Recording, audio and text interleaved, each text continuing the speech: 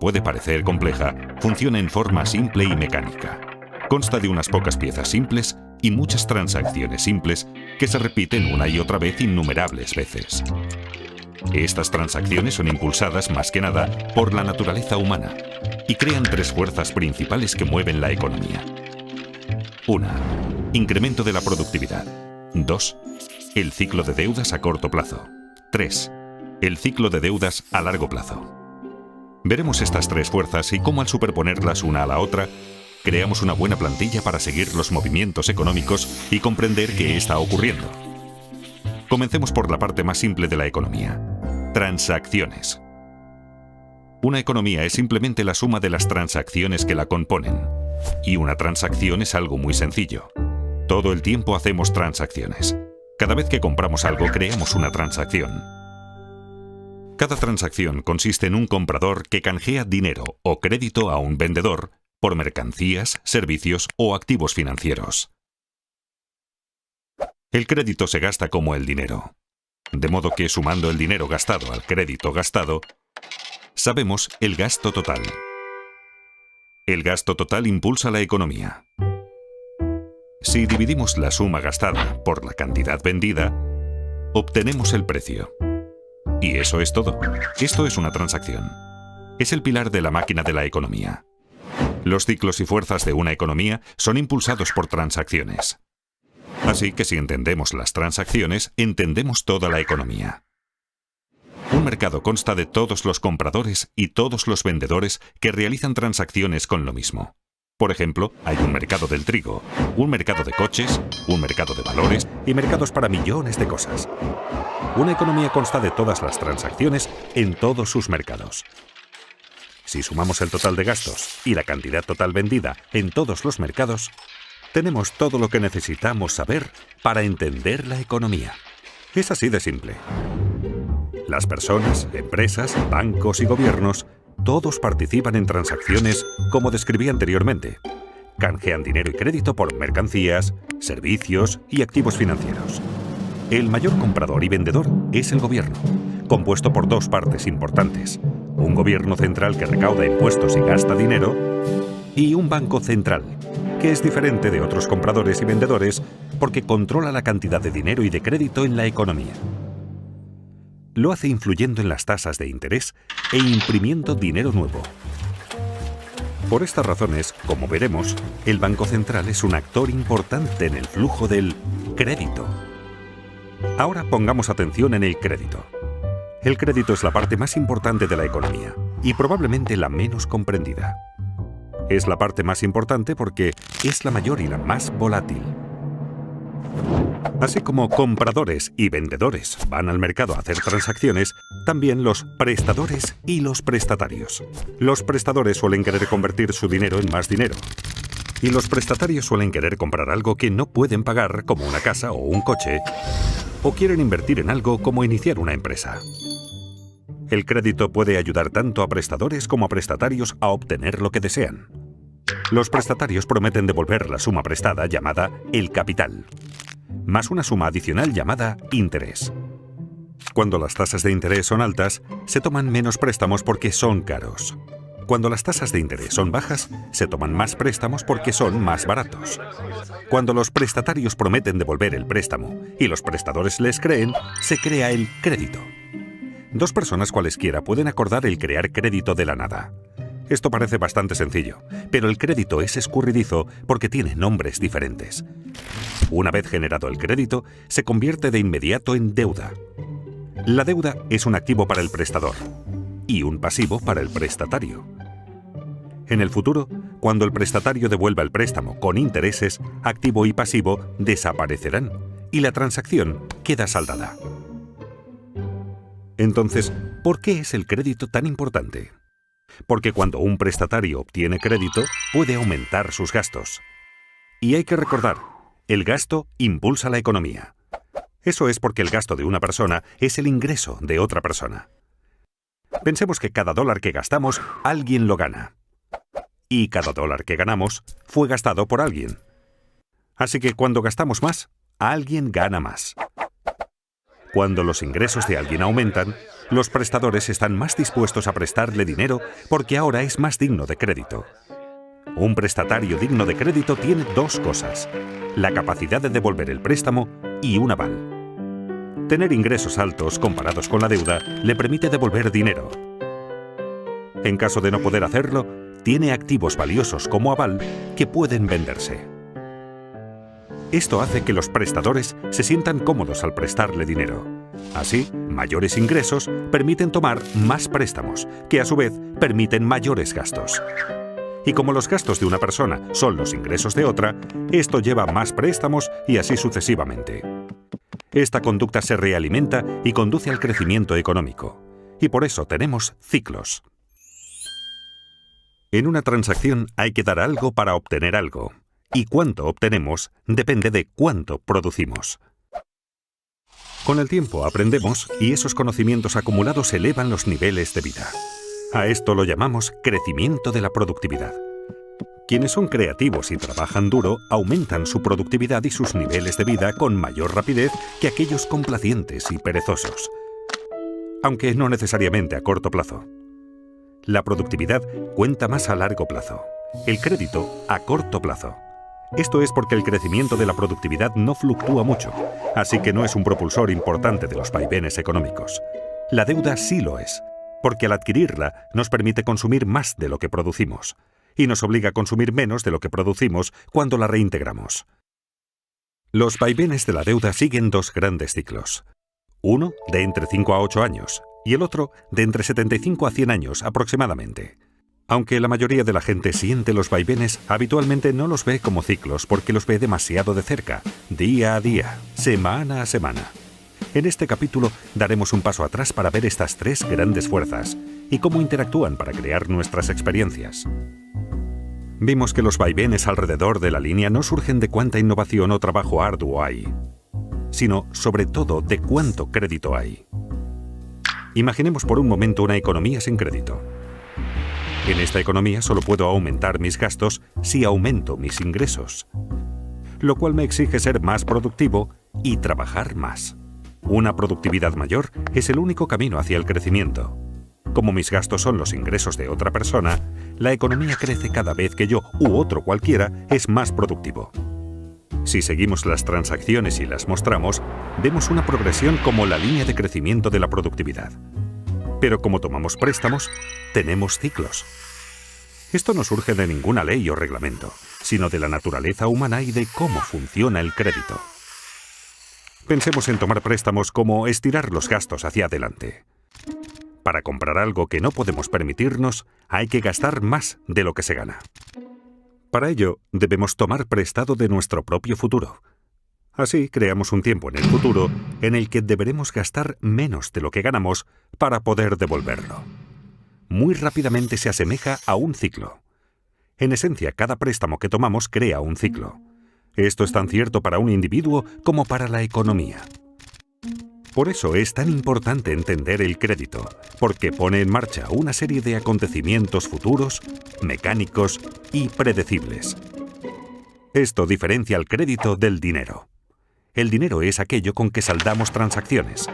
Cuando compramos una cerveza con efectivo, la transacción queda saldada de inmediato. En cambio, si la compramos con crédito, es como abrir una cuenta en el bar. Prometemos pagar en el futuro. Y junto al barman, creamos un activo y un pasivo. Acabamos de crear crédito de la nada. Solo más tarde, al pagar la cuenta del bar, desaparecen el activo y el pasivo. La deuda se esfuma y la transacción está saldada. En realidad, lo que la mayoría llama dinero es de hecho crédito. El total de crédito en Estados Unidos es de unos 50 millones de dólares y el total del dinero circulante es de apenas unos 3 millones de millones.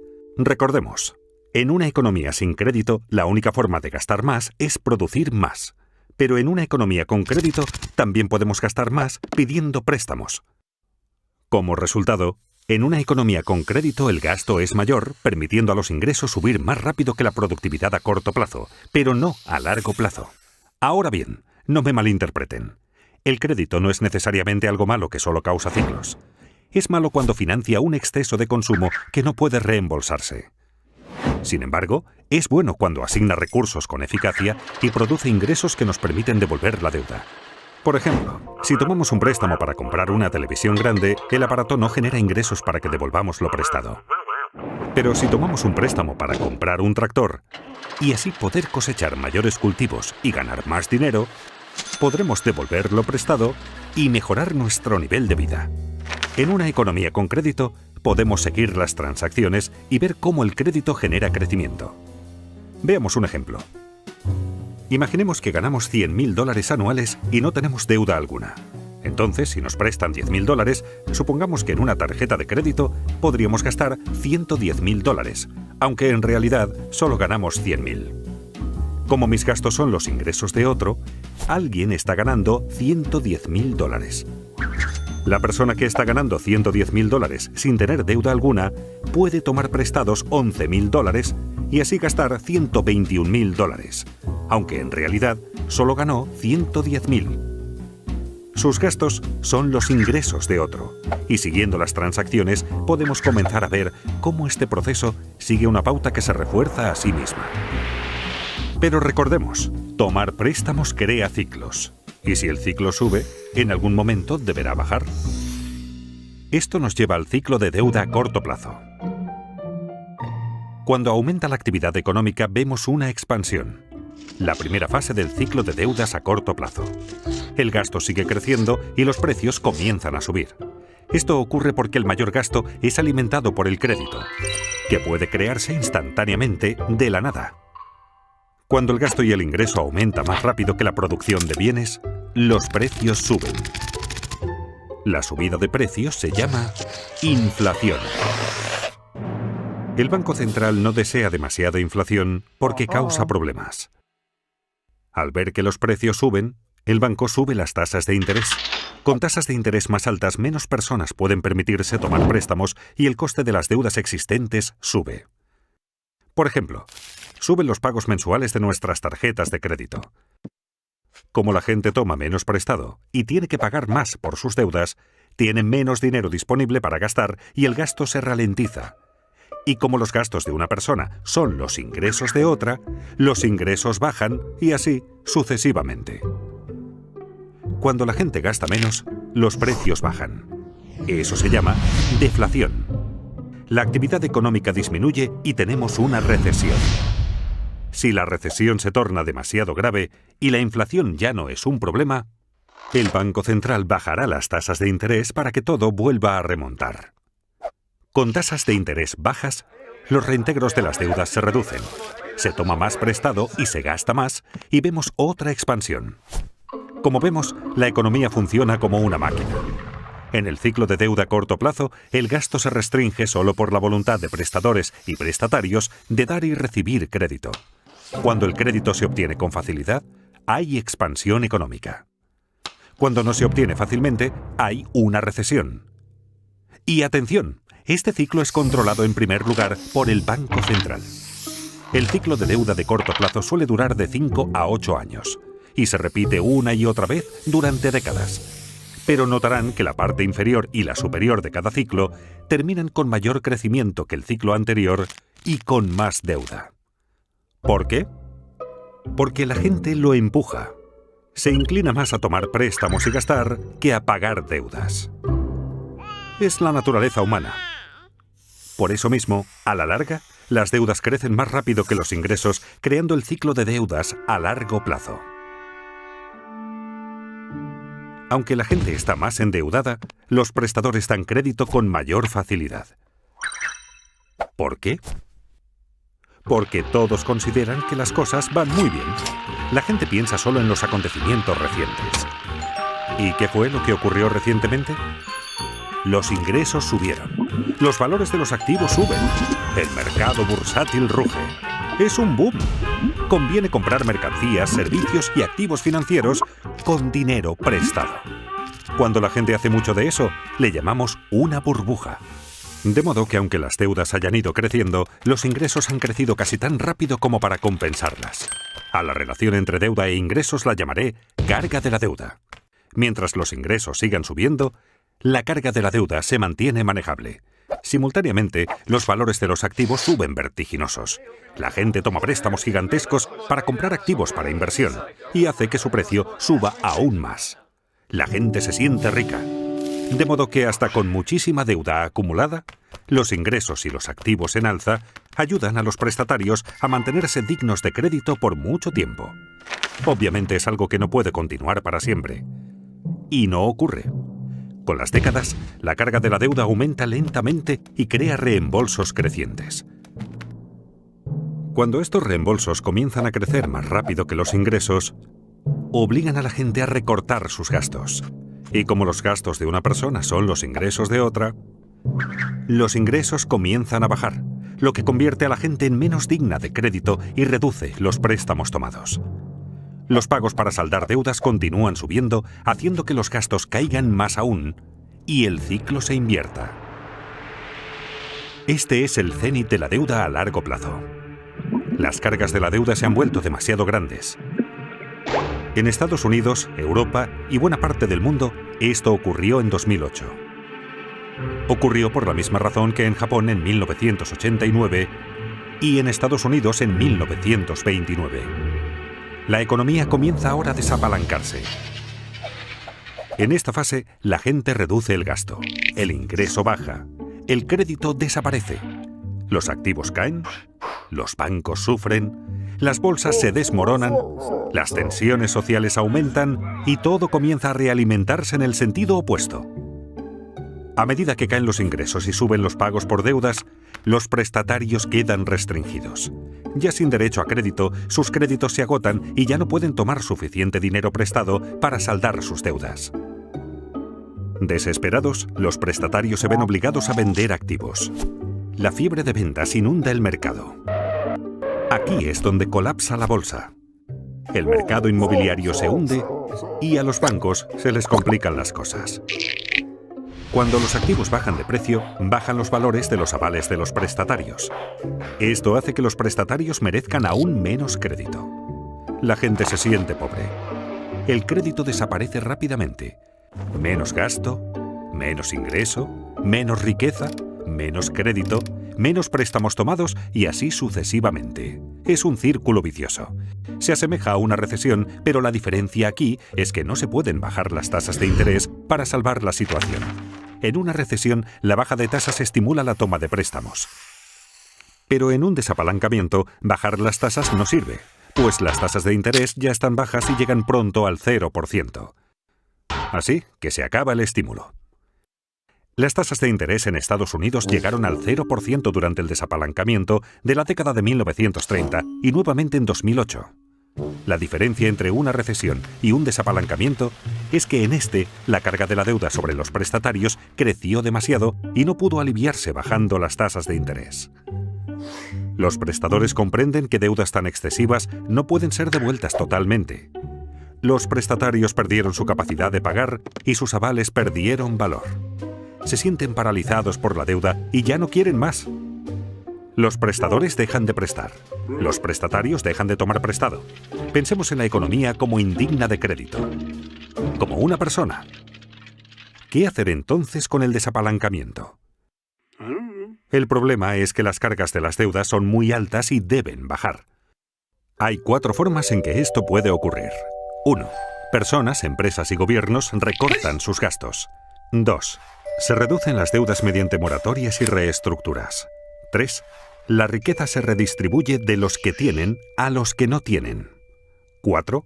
El Banco Central imprime dinero nuevo. Estas 4 formas ocurrieron en cada desapalancamiento de la historia moderna.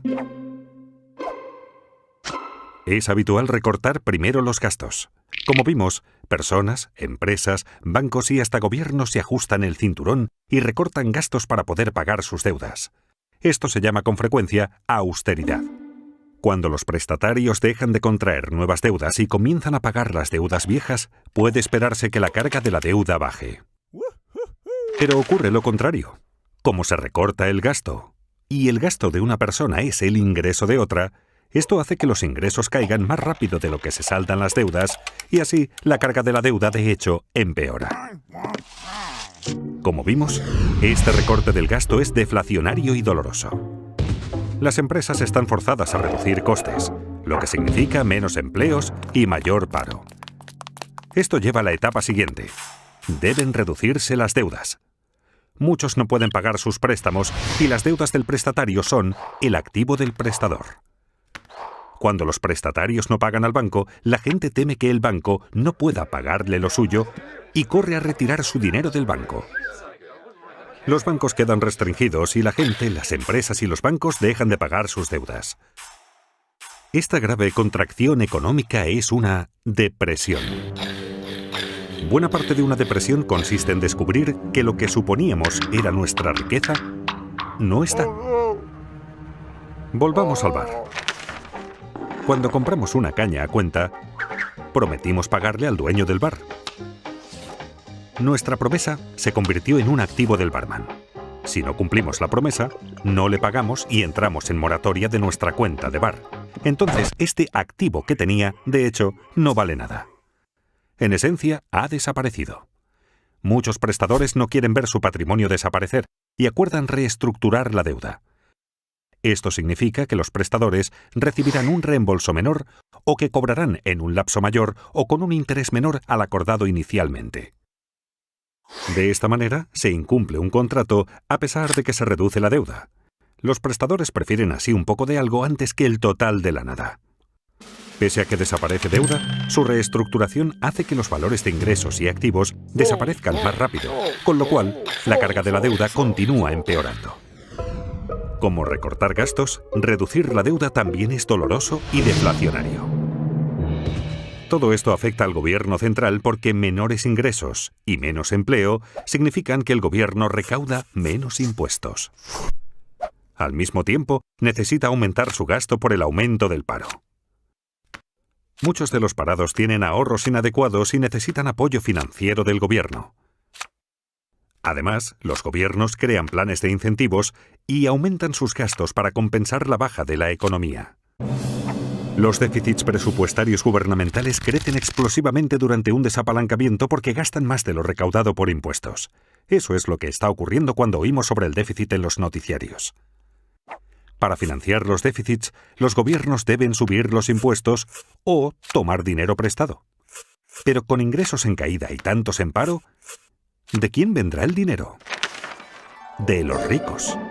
Ya que los gobiernos necesitan más dinero y la riqueza está muy concentrada en manos de un pequeño porcentaje de la gente, es natural que los gobiernos cobren más impuestos a los acaudalados, lo cual facilita una redistribución de la riqueza en la economía de los que tienen hacia los que no tienen. Los que no tienen y sufren comienzan a sentir resentimiento hacia los ricos que tienen. Los que tienen, sufriendo la economía débil, los precios de los activos en baja y los impuestos en alza, comienzan a sentir resentimiento hacia los que no tienen. Si la depresión continúa, puede alterarse el orden social. No solo subirán las tensiones internas en los países, sino que también entre países, sobre todo entre deudores y acreedores. Esta situación puede llevar a un cambio político que a veces puede ser extremo. En la década de 1930, esto condujo a Hitler al poder, a la guerra en Europa y a la depresión en Estados Unidos. La presión para que se haga algo que ponga fin a la depresión aumenta. Recordemos, lo que la mayoría consideraba dinero era en realidad crédito. Así, cuando el crédito desaparece, la gente no tiene suficiente dinero. La gente está desesperada por dinero. ¿Recuerdan quién puede imprimirlo? El Banco Central. Tras haber bajado ya sus tasas de interés a casi cero, está obligado a imprimir dinero. A diferencia del recorte de gastos, la reducción de la deuda y la redistribución de riquezas, la impresión de dinero es inflacionaria y estimulante.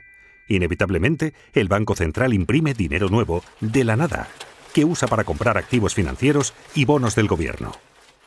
Ocurrió en Estados Unidos durante la Gran Depresión y nuevamente en 2008, cuando su Banco Central, la Reserva Federal, imprimió más de 2 millones de dólares. Otros bancos centrales del mundo que podían también imprimieron mucho dinero. Comprar activos financieros con este dinero ayuda a elevar los precios de los activos, volviendo a la gente más digna de crédito. Pero esto ayuda solo a los que tienen activos financieros. Y es que el Banco Central puede imprimir dinero, pero solo puede comprar activos financieros. El Gobierno Central, por su parte, puede comprar bienes y servicios y pasar dinero a la gente, pero no puede imprimir dinero.